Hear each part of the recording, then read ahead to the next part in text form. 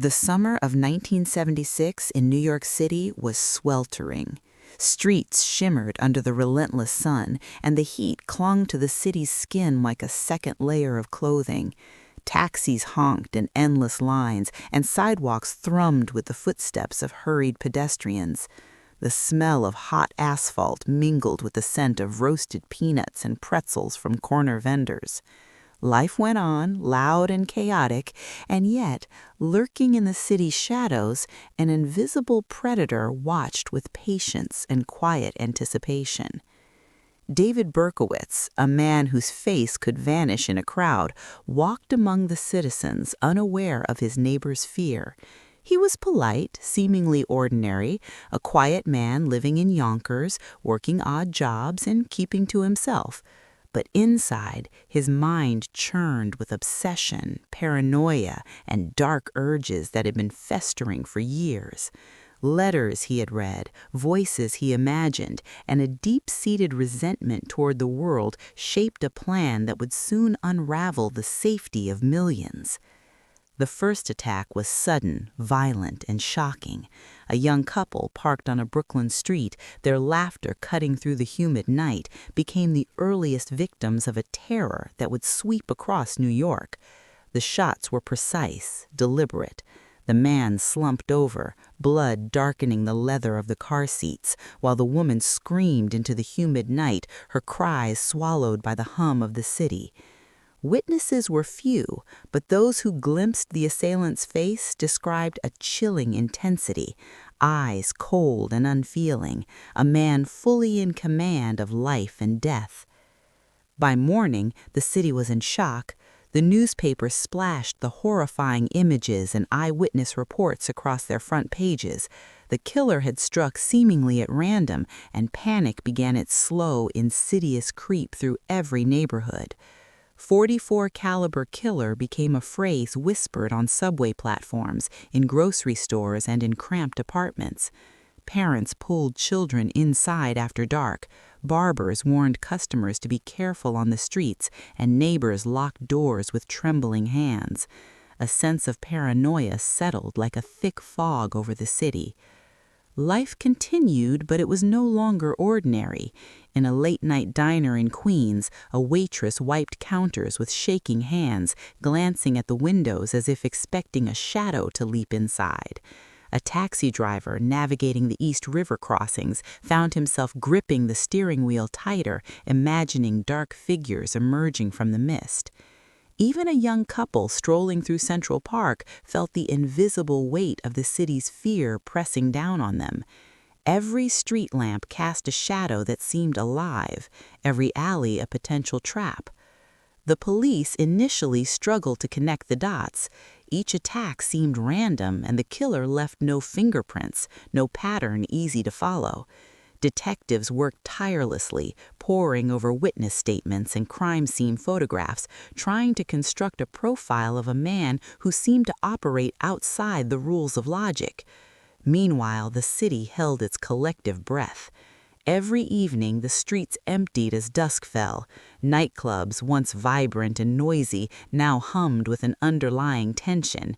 Diners closed earlier, and the chatter in apartment buildings carried an edge of unease. Berkowitz's life outside the killings remained unremarkable, a quiet camouflage that allowed him to blend seamlessly into the city he terrorized. He lived alone, spent long hours wandering the streets, and observed families and couples with a strange fascination. His mind, however, was far from calm. Every corner held the possibility of opportunity, every late-night walk a chance to strike. He saw himself as an instrument of fate, a figure guided by forces only he claimed to understand. Through the stories of ordinary citizens, the narrative paints the city alive with fear. A mother clutched her children's hands tighter as they crossed the street. A bartender hurried to lock the back door of his bar, glancing nervously down the street at the empty sidewalks. Teenagers, once fearless in their wanderings through the city at night, now whispered to each other in dark corners, wary of every passerby.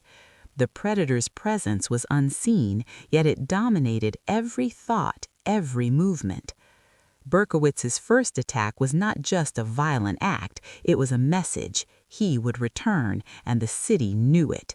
News reports speculated, neighbors gossiped, and the authorities prepared for what they feared would become a relentless campaign of terror. The randomness of the killings meant that no one could predict when, where, or how the next strike would occur. Every ordinary action, walking home, sitting in a parked car, sharing a quiet conversation on a stoop, carried the risk of death. The tension escalated in subtle ways. Life continued, but with caution. People spoke in hushed tones, scanning every shadow. Cars slowed in unfamiliar neighborhoods, and strangers glanced at each other with suspicion. Even the subway, a place of daily routine, became a site of unease, as riders imagined someone lurking among the throngs of passengers, a weapon hidden beneath a coat. Fear became woven into the fabric of daily life, invisible but inescapable. By the end of Part 1, the stage is fully set. New York City, vibrant and sprawling, now vibrates with an undercurrent of terror. Berkowitz remains a shadow among the living, watching, waiting, and planning. The first shots have sounded, but the story is far from over. Every corner of the city is a potential crime scene, and every citizen is caught in a game of vigilance, paranoia, and survival. The audience is left gripping the tension, knowing the predator is out there, unseen and unstoppable for now. By the summer of 1976, New York City was already a labyrinth of tension and heat.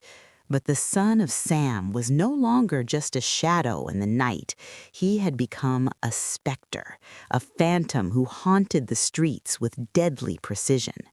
Each murder left the city reeling, its pulse quickened by fear, and its citizens forced into a new, fragile routine. Lock doors, stay indoors, watch the darkness with suspicion. David Berkowitz moved like a ghost among them. To the casual observer, he was quiet, polite, even forgettable. But beneath that unassuming exterior lurked a man driven by obsession and delusion. He craved notoriety, his mind feeding on the fear that rippled through every neighborhood he touched. Each attack was calculated, each choice deliberate, and with every strike, his confidence grew. The second attack came just weeks after the first, under the dim light of a street lamp in Queens. A young woman, walking home from a late shift at a diner, barely had time to react before shots rang out. Panic consumed her as she dove behind a parked car, her breath ragged, her heart pounding like a drum. Berkowitz vanished into the night, leaving chaos behind, and a city now aware that the killer would not stop. The media quickly latched onto his pattern. Newspapers printed eyewitness accounts and gruesome details with breathless urgency. Rumors spread. The man was possessed, perhaps by Satan himself. Some claimed he was receiving instructions from supernatural forces. The public consumed these stories like a fever, feeding the fear while simultaneously needing to understand it. Crowds gathered outside apartment buildings and crime scenes, desperate for information, hungry for reassurance, yet always afraid of what might be lurking nearby. And then came the letters. Signed simply, ominously, Son of Sam, the letters were sent directly to the police and the press. They were a mixture of taunt, confession, and rambling obsession, written with a manic hand. They spoke of a divine mission, of demons commanding Berkowitz to kill, and of a city steeped in sin that needed punishment. Each letter made headlines, and with every publication, the city's panic grew. Ordinary citizens began to question whether anyone in their neighborhood could be the killer. Friends eyed one another suspiciously. Strangers were avoided on the sidewalks. Fear had become as pervasive as the summer heat. Police struggled to keep pace. Detectives worked round the clock, tracing witness accounts, examining crime scenes, and desperately trying to establish a profile of a man who seemed impossible to predict. He struck randomly, and yet there was a method to his madness. Each attack was ritualistic, performed at night in quiet streets using a weapon whose caliber had become synonymous with dread. But the randomness meant that the police were constantly behind, reacting rather than preventing, and the killer continued to elude capture.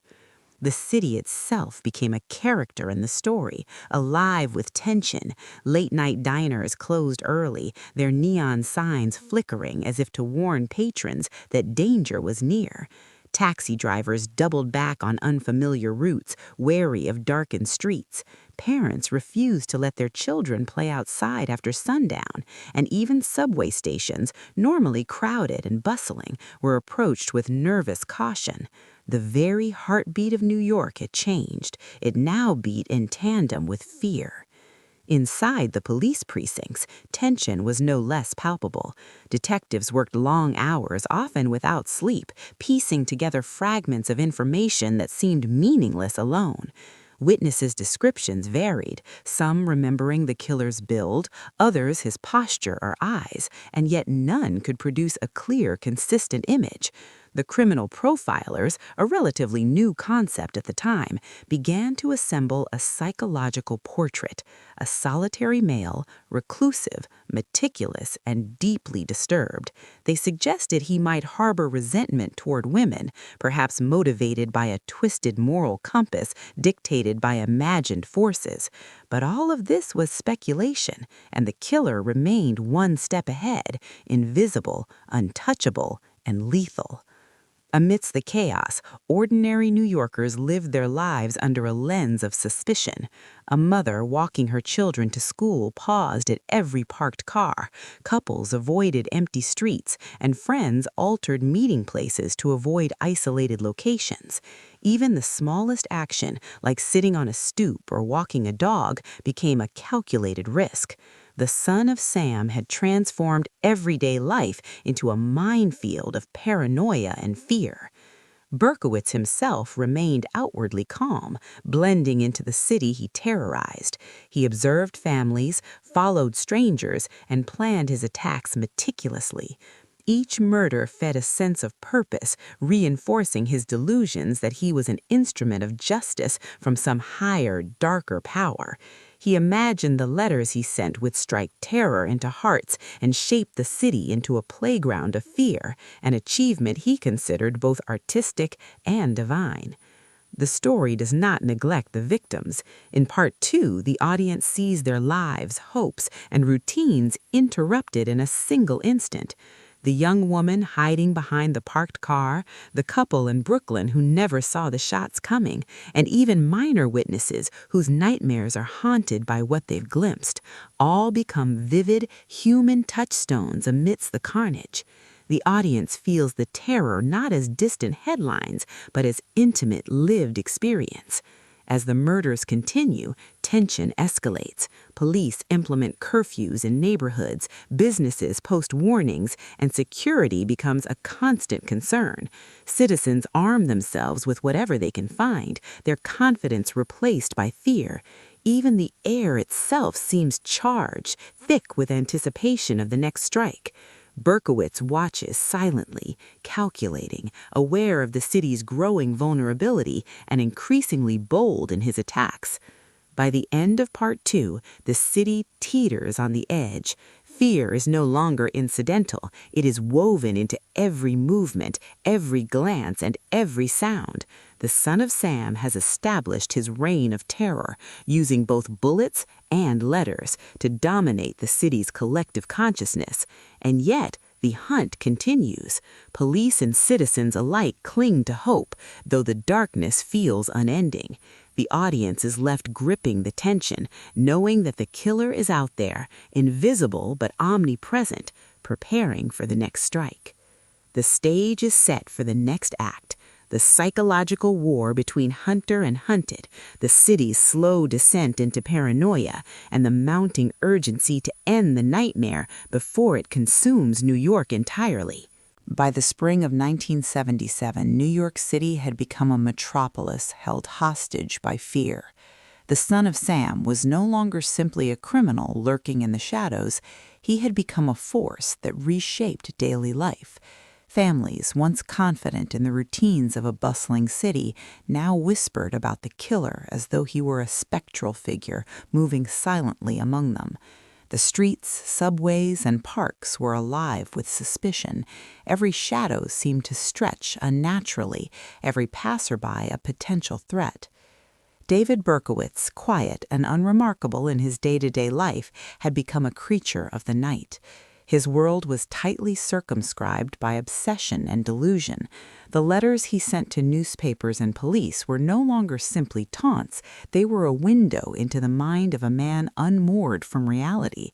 He described hearing voices claiming that demons commanded him to kill, that he was an agent of divine justice, and that the city itself was complicit in sin. With each letter, his infamy grew, and so did his confidence. Police and criminal profilers worked feverishly to piece together a psychological portrait of the man responsible for the murders. They suggested he was likely a white male in his mid-20s to early 30s, reclusive and socially awkward. He harbored intense resentment toward women, yet he also craved recognition, a paradox that made him both unpredictable and dangerously focused. The randomness of his attacks, coupled with the precision of his methods, created a chilling combination, a killer who could strike anyone, anywhere, but who also followed an inner logic only he could understand. The city's fear reached a fever pitch as Berkowitz struck again. In one particularly horrifying instance, a young couple stopped by a quiet intersection in the Bronx to help a stranded motorist. They barely had time to react before the shots rang out. Panic spread in real time. Witnesses fled the scene, leaving the victims in the chaos of a city that had long since stopped feeling safe. Streets emptied even faster after dark. Barbershops closed early, apartment windows were covered with hastily drawn curtains, and parents refused to let their children play outside. The hum of normal life had been replaced by a tension that vibrated through every corner of the city. Detectives and profilers began to notice small but significant patterns in Berkowitz's behavior. Though his attacks seemed random, they were executed with ritualistic precision. He preferred certain neighborhoods, targeted couples in parked cars, and often left subtle clues in his letters to suggest both knowledge and control.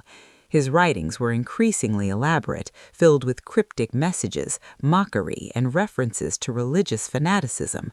In one particularly chilling letter, he claimed that bullets were holy instruments of a higher power, a declaration that revealed the depth of his psychological fracture.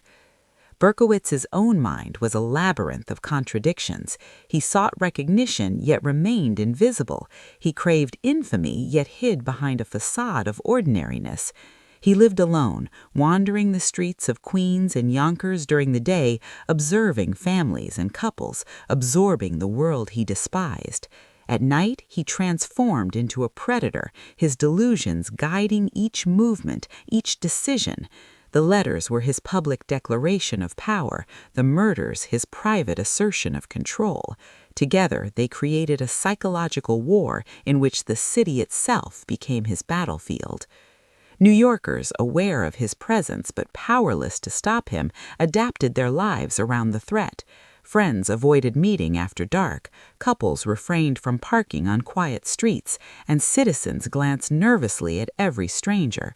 Taxi drivers developed routes that avoided dimly lit areas. Even subway riders, packed into hot, claustrophobic cars, felt eyes on them where none existed. Fear had become the city's new normal. Police faced growing public pressure. Mayors, commissioners, and the media demanded results, yet Berkowitz remained elusive. Detectives pored over witness accounts, photos, and crime scene evidence, yet the killer was always one step ahead. Surveillance intensified, patrols multiplied, and the city held its collective breath. And all the while, Berkowitz continued his attacks, each more brazen, each more carefully planned. This part of the story also explores the human cost of terror. The victims, though often strangers to one another, share common threads: lives interrupted, futures erased, and families left in mourning. A mother hides her children behind locked doors, haunted by the news of a recent shooting. A young couple finds themselves afraid to go out even for a walk. A lone waitress trembles at every sound after closing her diner. By giving the audience intimate glimpses into these lives, the story transforms from headlines into lived experience, showing the psychological weight of a city under siege. Meanwhile, Berkowitz's delusions grew darker. In his letters, he described conversations with voices he believed to be demons, asserting that they demanded obedience. He saw himself as both a messenger and an instrument, acting out a destiny only he could comprehend. His attacks were no longer impulsive. They were methodical rituals, each calculated to reinforce the terror and fear that had become his domain. The narrative builds tension by showing the interplay between hunter and hunted. Police analyze patterns, run background checks, and interview countless witnesses. Civilians arm themselves, form neighborhood watches, and avoid the streets at night. The city becomes a chessboard of fear, with Berkowitz as a shadowy player, moving unseen pieces, leaving terror in his wake. Suspense is relentless. Readers are aware that danger could strike at any moment, yet they are also given the perspective of the investigators, striving to outmaneuver a mind that seems untouchable. By the end of Part 3, the city is in full psychological siege. New Yorkers are no longer just afraid of a killer. They are afraid of the very night, of the silence between sounds, of the shadows cast by street lamps. Berkowitz's presence dominates every corner of life. The letters have transformed him from a hidden murderer into a symbol of terror, and the public is both captivated and horrified. The stage is set for the final act, the desperate hunt for Berkowitz, the mounting pressure on police to capture him, and the eventual confrontation that will bring both relief and lingering trauma to a city scarred by fear.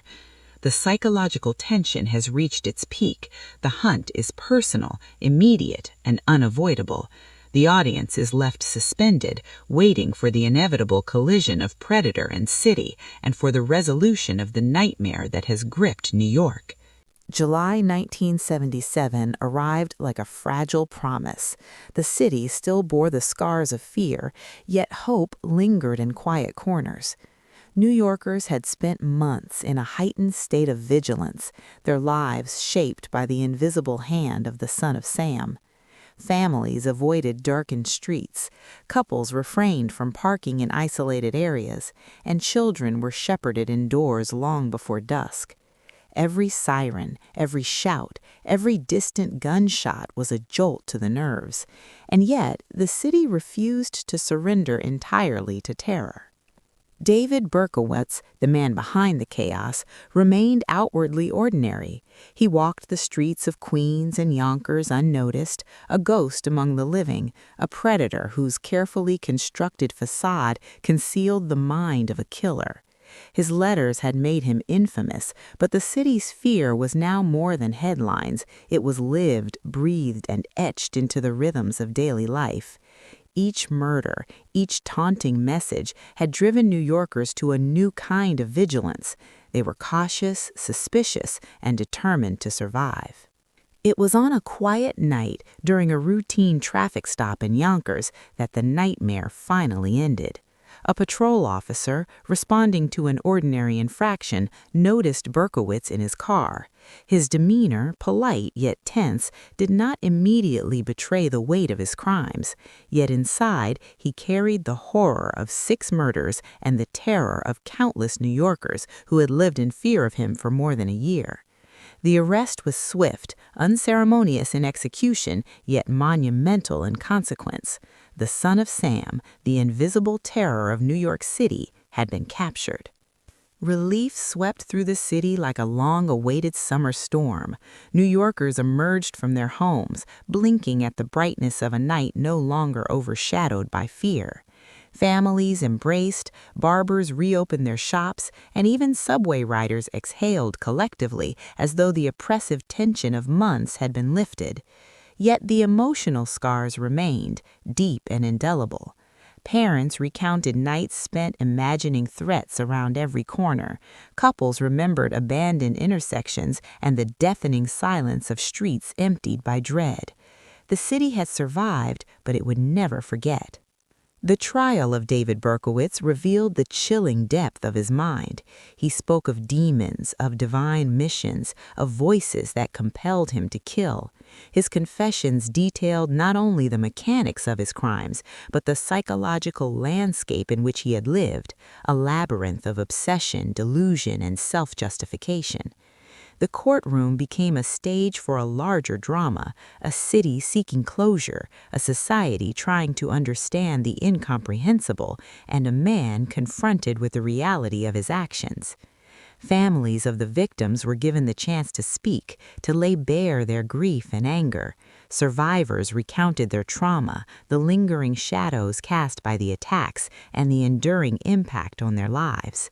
Their words painted a picture not only of the crimes themselves, but of the human resilience required to endure them. The courtroom became a vessel for collective catharsis, a place where horror was acknowledged and justice sought. New Yorkers, in the months following Berkowitz's arrest, worked to reclaim their city. Neighborhood watches were disbanded, streets slowly repopulated with children's laughter, and nightclubs, diners, and parks returned to life. But the memory of fear lingered like a shadow.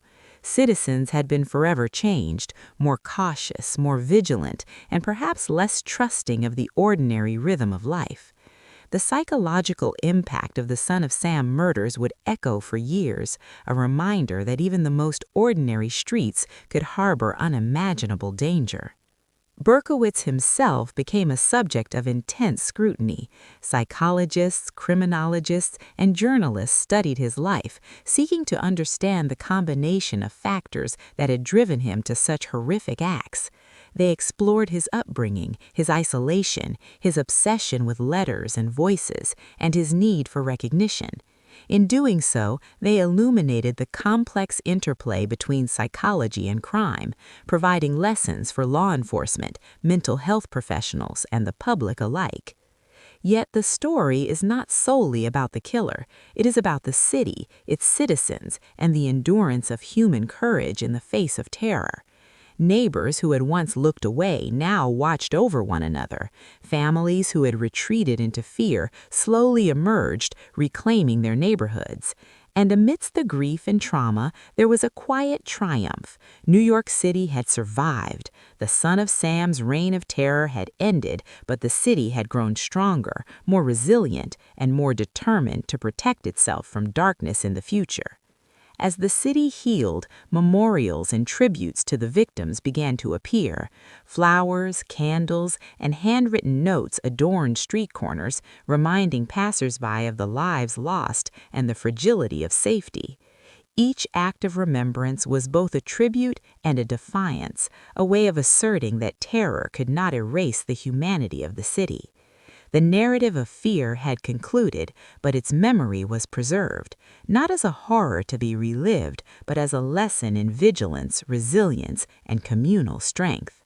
In the end, the Son of Sam murders became a permanent chapter in New York City's history, a dark episode that revealed both the fragility of human security and the extraordinary capacity for survival and courage. The city's heartbeat, once stilled by fear, returned to its familiar rhythm, but the lessons endured. People learned to look out for one another, to question appearances, and to cherish the ordinary moments of life that the killer had sought to taint. Though David Berkowitz was imprisoned, his story became a cautionary tale. The Son of Sam was not only a man, but a symbol of the unpredictability of evil and the importance of vigilance. His capture brought relief, but it also reminded New Yorkers and the world that even in the heart of a bustling metropolis, darkness could emerge unexpectedly, and the line between safety and terror could be perilously thin. By the close of this chapter, the city had regained its streets, its parks, and its public spaces. Children played, couples walked freely, and the hum of urban life returned. Yet beneath the surface, the city remained changed, shaped forever by the nights of fear and fire that had defined the summer of 1976 and 1977. New Yorkers had faced a monster among them and survived, a testament to resilience, courage, and the enduring human spirit.